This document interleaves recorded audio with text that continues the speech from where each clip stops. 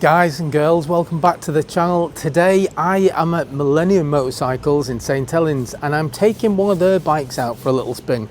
It's a bit of an animal. Let's have a look.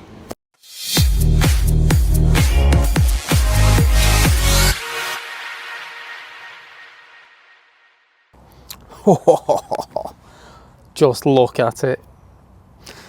You of course know what this bike is. It is the KTM Duke. It's the 990. I don't know why I've just walked like that. I have got my bag down there. That explains I don't normally walk. Yeah, like I've pooed my pants. Anyway, this is the Duke 990. So what I'm going to do, I'm going to do the walk round and then I'll throw some specs at you and then of course we will go for a ride. All I will say from the little ride I've had already, this is an absolute beast. Let's crack on. Just look at that close up. Now of course they do these bikes in this with orange and just orange. It's all about the orange. It's a KTM. Moving round, in fact we'll come back to that bit because yeah, we'll come back to that very shortly. I just want to show it you from all angles first before I do. Now this is the latest model. It's a 2025 bike. This is the demonstrator that Millennium Motorcycles have available for anyone to try. Today's my turn. Yeah, what do you think looks wise? First things first, let's talk about the front end. Now I know there are a lot of people out there that actually like that and there are a lot that don't. So yeah, we're all different. What I would say from my point of view, yeah, I'm not a massive fan. It's very distinctive. There is nothing else that has a face like that. Having just been chatting to a couple of top blokes at Millennium, there was one and he said something that pretty much mirrored my view of this bike, and that is I really like the looks of it from there back. It's just that light. But that is something that gets mentioned all the time. So we'll move on from it. You know, that's my view. Brakes wise on this bike, this has got 300mm front discs on either side. As you'd expect, it's a powerful bike. It's going to have some good brakes. A 240mm disc at the rear.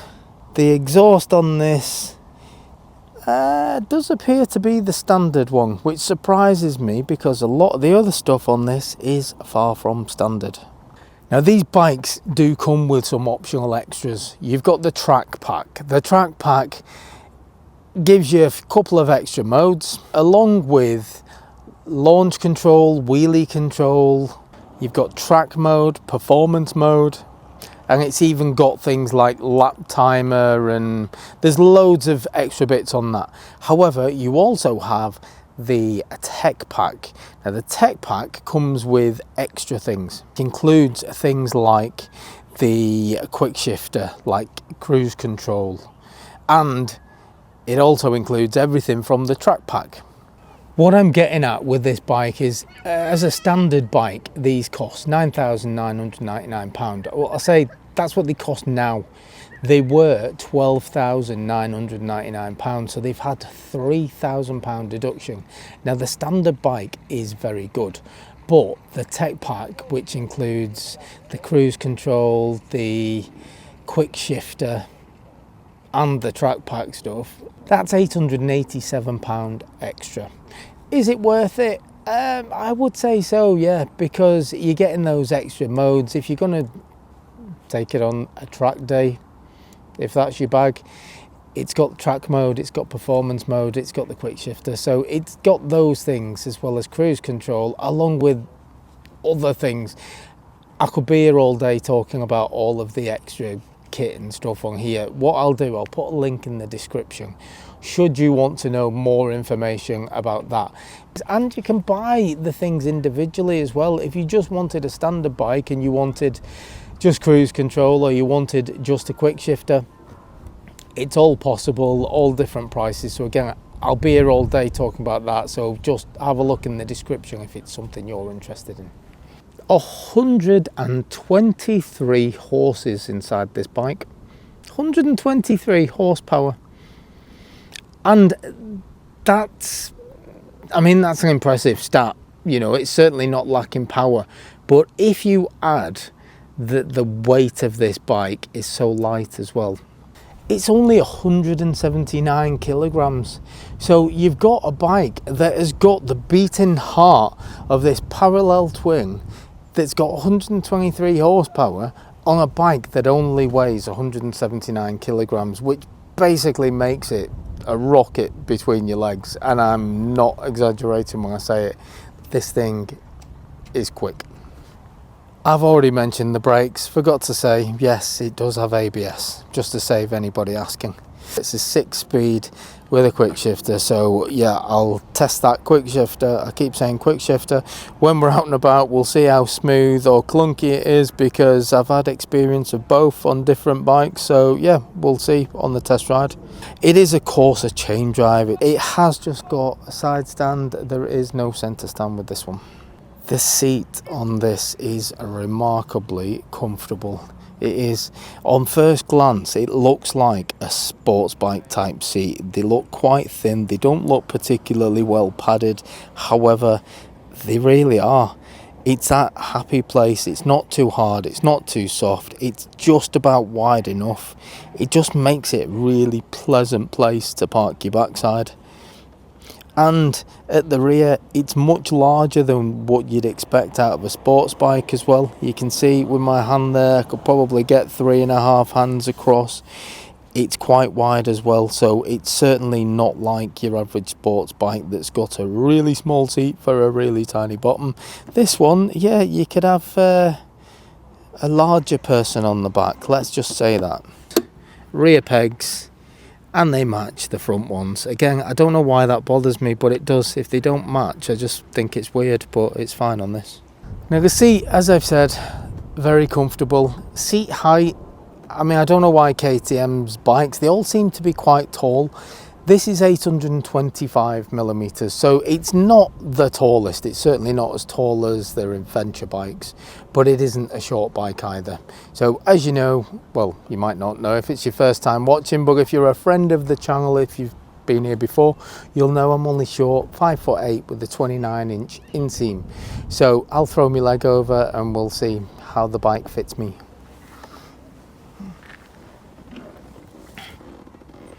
So stretching my legs out, and they are stretched. I haven't got any bends in the knee. I'm flat-footed, but only just. So it's fine for me. Anybody similar to my height, more than happy with this. Peg position, central, my knees going down ever so slightly, and the bars quite wide. But I'd describe this as being sort of sporty as far as the position goes. I am bent forward, but only slightly, so it's not a bike that I'd have to get off after an hour to stretch me back out. It does appear to be quite comfortable. Yeah, the riding position does feel very comfortable actually. And it's easy enough to get on and off, even with the raised seat at the back. No issues for me. Let's have a look at the screen. What you've got here is a 5-inch TFT screen, so it's not the biggest screen in the world, but it doesn't need to be. It's actually a really, really well presented screen. You've got a gear indicator, there's a nice speedo, there's a warning telling me the side stands down. There is fuel gauges. The fuel gauge actually tells you how many miles you've got left. I always like that, especially if you're on a long trip. You need to know just when to start hitting the panic button for your fuel. I'm trying to get out the sun here slightly, but it's not helping. So you can go through so much stuff on here. Just to give you an idea of the buttons, so you've got your cruise up and down at the bottom, you've got a horn, that's to get you into the menu. So yeah, I'll show you that on the screen shortly. So you've got a horn, you've got a menu button, you've got your indicators, there is up, down, there's a back up, there's a right button, there's a hazard lights, that's your cruise, and round here is your high beam, low beam, flash. So there is a shed load going on. But when you actually look at the screen, so when I press the menu button and it opens up that, you can go into your rider modes, and then your rider mode currently in street, but there's street, rain, track, performance and sport. You've got ABS mode, there's yeah, it's going on about the MSR. Apparently that's to do with downshifting and wheel spinning and slipper clutching, and you imagine all of the tech in the world, yeah, it appears to be thrown on this bike. It's probably the best way to put it. There's just a lot going on, is all I can say. Now, I've spoke to the guys before I've gone out, and they've given me so much information, and I'm going to forget so much information. So that's why I'll just remind you, there's a link in the description to Millennium Motorcycles and all of the specs for this bike. But just have a look at the spec sheet, because this has got tech just, yeah, it's mind-blowing the amount of tech on it, especially if you pay for the extra tech pack and you're getting all of those extras as well. Is it worth 800 and, well, just short of £900? For me personally, I would say yes, and that is mainly just for the quick shifter and for the cruise control. All that other stuff for me is just a welcome bonus, but for somebody that does a lot of motorway miles like myself, the cruise control, I'd pay that just for cruise control, thinking about it, because it does save you so much hassle. If you think you're in that position for a long period of time, you get sore wrists, yeah, it's just so much better with cruise, so definitely worth it just for that. That's the walk around done. So it's dry, there's a little bit of blue sky. I think it's time to actually see what this bike rides like. And again, I know I've missed loads. I'm already looking at the adjustable suspension at the front. Didn't even mention that in the walk round. Good job I've told you now. Anyway, let's go for a ride. Let's see exactly how it performs. We'll start off doing some just street busy town riding, and then we'll stretch its legs a little bit. Let's see what this has got. Looking forward to it. It's playtime.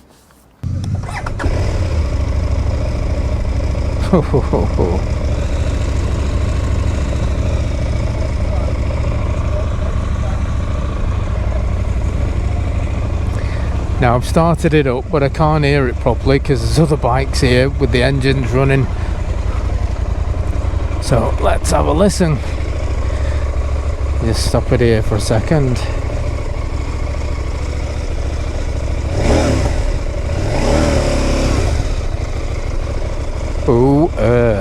Now you've seen the walk round, so let me know what you think about the looks of it, because looks are always a subjective thing. What people like, others may not.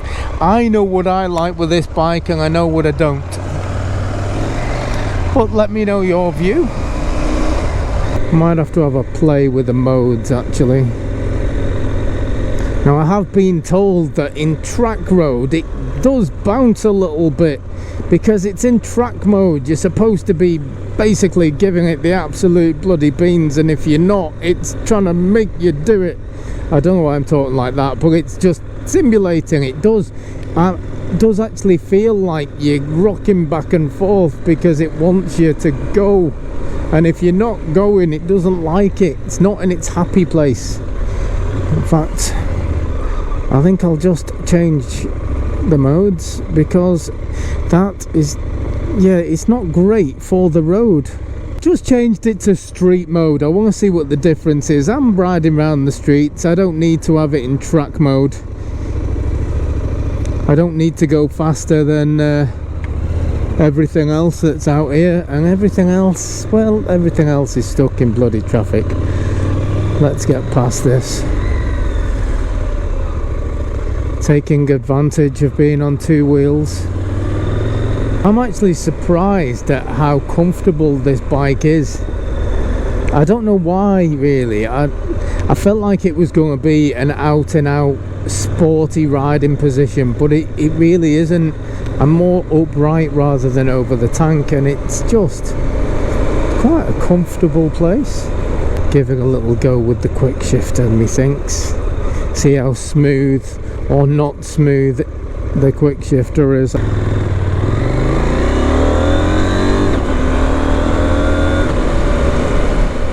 Okay, so quick shifter, again, I've said it many times about quick shifters. If you're riding the bike quickly and you're changing gear, smooth. If you're not, it's not, you know. And just moving away quite slowly there in first gear, I did notice a little bit of a clunk between the gear change first to second, but then upping the speed just ever so slightly, second to third, was really smooth.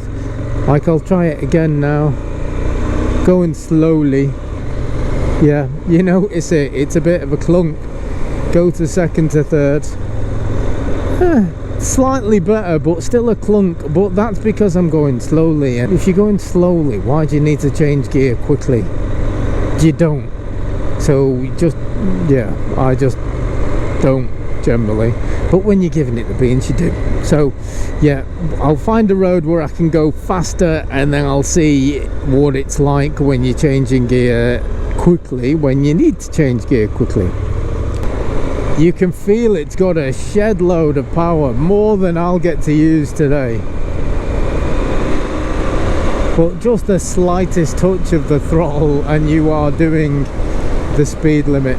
To be trapped on a town centre, a busy town centre at that, is a bit wrong, I think. However, what I like to do on my reviews is take a bike out where I would take a bike out, you know, if I'm going through a town centre, if I'm commuting to work, if I'm going out meeting the lads, if I'm going out anywhere, you can't really escape a town centre at some point during your ride. So yeah, I think it's nice to start off and see what it's like when you are in the middle of all the traffic and you've got to do a bit of filtering. And I've got no complaints with this bike. It's just easy to ride. My fear is it's one of those that's easy to ride quickly, and the fear for that is obviously that it makes you ride quicker than you perhaps should. And on the ride into Millennium Motorcycles today, I've already seen that there is a sneaky little speed trap down here. And if you are riding perhaps a little bit quicker than you should, oh god, if you are riding a little bit quicker than you should, which this bike is trying to make me, yeah, you can get yourself into a little bit of trouble. So I'm just trying to rein it in a little bit. However, you know, 50 mile an hour, it's just comfortable. Do you know what I mean? It's like this bike could probably do that in first gear and there wouldn't be an issue with it. You know, it has so much power ready and available. And I'm in fifth gear doing 48 mile an hour. Let me just speed up before, yeah, no requirement to downshift, and then back down to 40. So that's the thing, what I like with the bigger engine bikes. So once you've passed your test and you want something a little bit bigger, it's finding that happy medium. You want to get something that's big enough that you can just keep smiling and smiling with the occasional blast, because you need an occasional blast. I do, just blows the cobwebs away. And speed bumps unfortunately are a way of life in the UK. They throw them on main roads, they throw them on housing estates, they throw them on shopping centres, they throw them pigging everywhere, and you know, you go over them. And this bike, I would bet that, you know, when the majority of people review these bikes and they razz them around racetracks and they razz them around country lanes and stuff, which is brilliant, that is kind of the ideal place where you want to take these bikes, but it's not the only place where you're going to take these bikes. We have to leave our houses, don't we? We do the work commute, we do all different manner of riding with them, and I like to show the type of riding and the types of roads that, you know, we all have to encounter. And we do. We have to encounter them all, don't we? And I've got to say, for just an urban ride through a town, it's a very, very pleasant bike to ride, and it's easy to ride. It's certainly, well, it's making me feel like I need to push it a little bit. It's not necessarily a bad thing.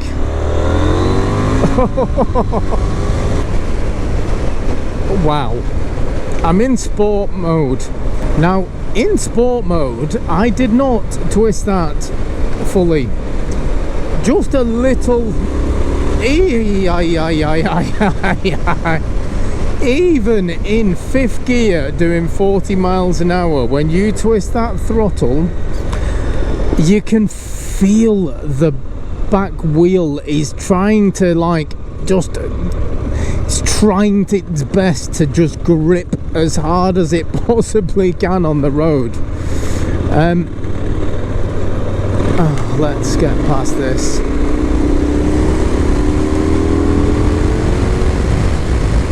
Oh my word. Oh, I think I could get myself into quite a bit of trouble with this bike. It's a test of my skill, this, to try and pick the speed up quickly without actually lifting the front wheel up. Oh, jeez, you could have some serious fun with this. I'm having some serious fun with this right now. It's the perfect size.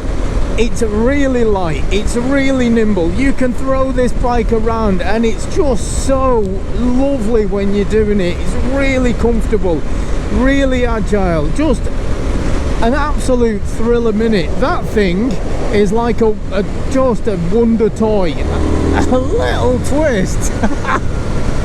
Wow. A little twist and you feel like you are absolutely just flying. I actually feel like I'm tearing up. No, I'm not crying. I don't know whether it's like an adrenaline thing or whether it's just the wind in my eyes or what, but every single time I'm doing it, I'm getting and again, I can't help it. I can't help it. It's giving me that same rush, that same rush to me head that the Yamaha MT-10 give me. It's that kind of instant torque and power that it gets you, and it's very, very, very addictive. Like, unbelievable. Every single time you get to the traffic lights, you just go, oh, here we go again, and you're giving it just a little burst, even if you're just doing it up to the speed limit, but you are getting to that speed limit so bloody quickly. Feels really smooth. I'm not getting any vibration through my seat, I'm not getting any vibration through the hands, there's nothing through the mirrors. It just feels like a really pleasant bike when you're riding slowly like this. Normal road speeds, 30 mile an hour roads, it's just a pleasure to ride. And then when you unleash it onto something faster, then it becomes an absolute beast. And I mean, I think I've still got water in my eyes from a little bit of a dual carriageway stretch, but it has just, honestly, like, there's wiping the cobwebs away and there is blowing the cobwebs like to the moon, and that's what it felt like. It was just absolutely exhilarating. And I think that's the difference when you've got something like this, because I know there's a lot of people out there with sports bikes and you'll be saying, oh, my bike's got more power than that, and it does, and it's probably faster as well. But the difference being with a sports bike or an out-and-out sports bike is you're bent over the tank like that, you're in a race position. With this and bikes like this, you're sat up, so when you give it the beans, you get the full force of what a weapon. Oh, it really is. I'm gushing, but I'm not gushing over the looks because I've said the front end is just weird for me. I mean, I didn't like the previous generation where they had that light the way it was, and I don't even know if I think this one might be worse. It isn't a pretty looking thing from the front, but I will forgive it because the way it rides, the way it's made me feel riding around on this bike, it's made my week. That's what I'm gonna say. It has possibly made my year, because as you know, if you watch the channel or you follow the channel or you've watched any of my videos, I do a lot of smaller capacity bikes. I'm always out on those, and I do love a small capacity bike. I do. I think they're absolutely brilliant. They are really, really nice bikes to ride, and they're very fuel efficient, and there is just a lot of positives with the small capacity bikes. However, the difference being with this one is when you twist the throttle on this one, it's not like doing a performance test like I do on the 125, where you like literally giving it full revs and you're doing the same from red line to red line. Now with this, if you red line this in any gear, the front end will go up. You will have an absolute whale of a time. You've just got to know what to expect. This bike will punish you if you are not prepared for it, and I was kind of prepared for it. I thought I knew what was going to happen, but as soon as you do unleash that thing has made me smile and giggle so much today. But I have absolutely loved it, and it's just one of those bikes that you've got to know what you're dealing with. It's not a bike for the inexperienced rider. You need to know.